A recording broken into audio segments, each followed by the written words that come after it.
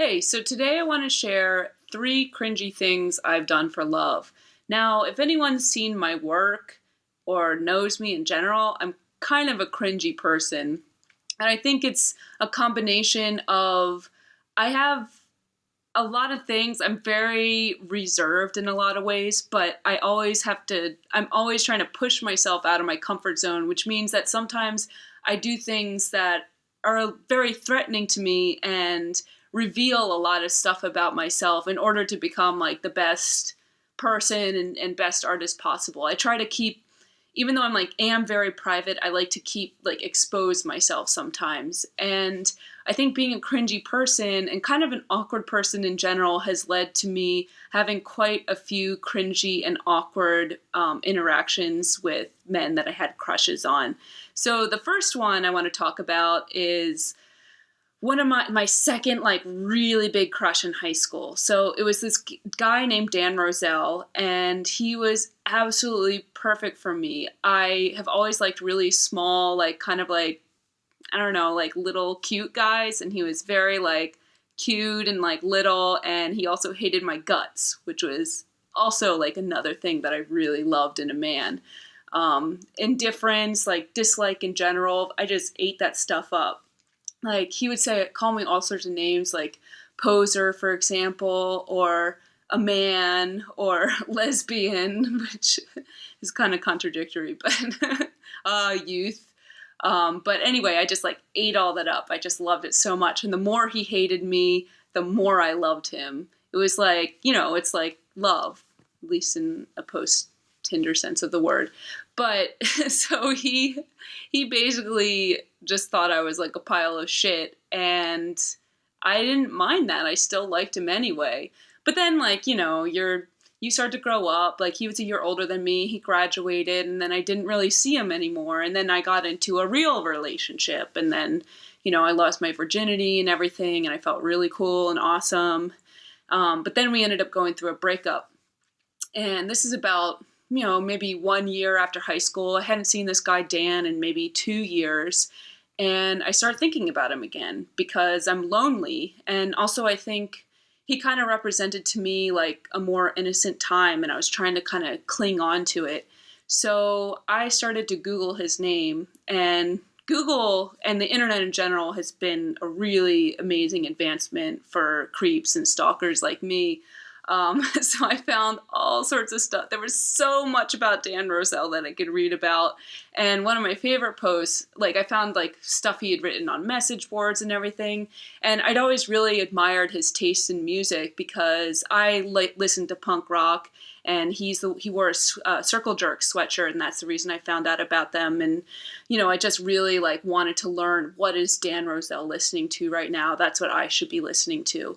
So I found a listing that he had made of his top 10 favorite albums. And I went out and I decided to buy every single one of those CDs.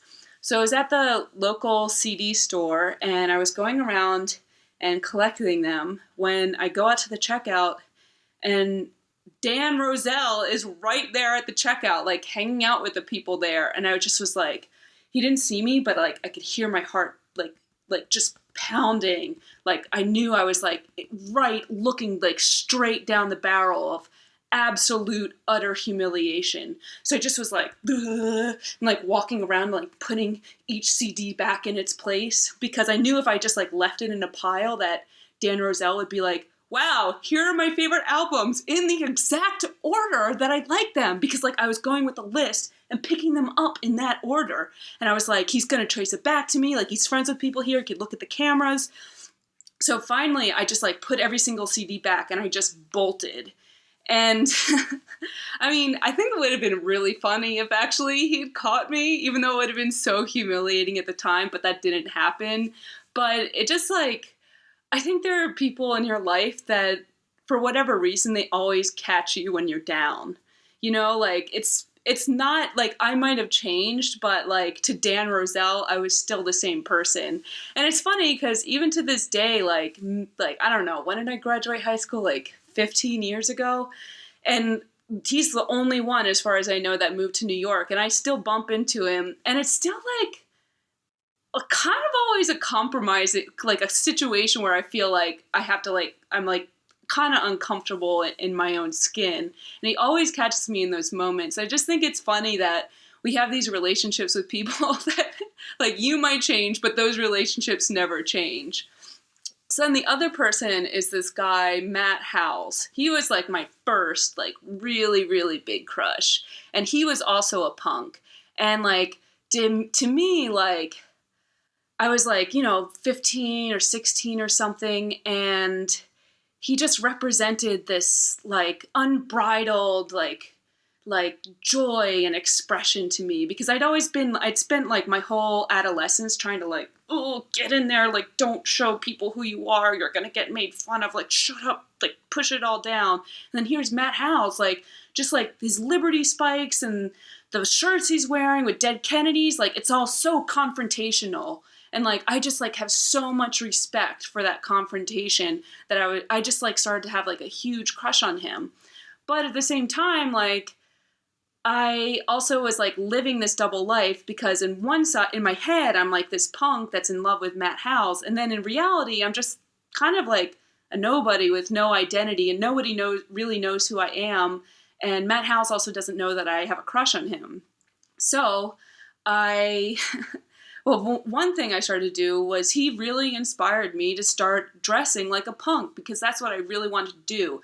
And that actually was a really admirable move, because I sort of finally created like a little bubble of comfort. Like I finally had a couple friends. People finally stopped like targeting me too much for getting made fun of. And then suddenly I'm just like, I'm a walking target. Look at me. And like, you would be surprised. Like actually the people that gave me the most shit were like the other freaks. So they were just like, they would call me a poser and they would glare at me in the hallway. They didn't want me to be one of them. And I kind of understand, even though it's pretty shitty too, but Matt Howells just like kind of brought this like expression out of me. But I also felt, to like really seal the deal, Matt Howells had to know that I had a crush on him. So I was on AIM, like AOL, and I was with my friend Amina, and I instant messaged him, and I was trying to make him guess who I was for a really long time.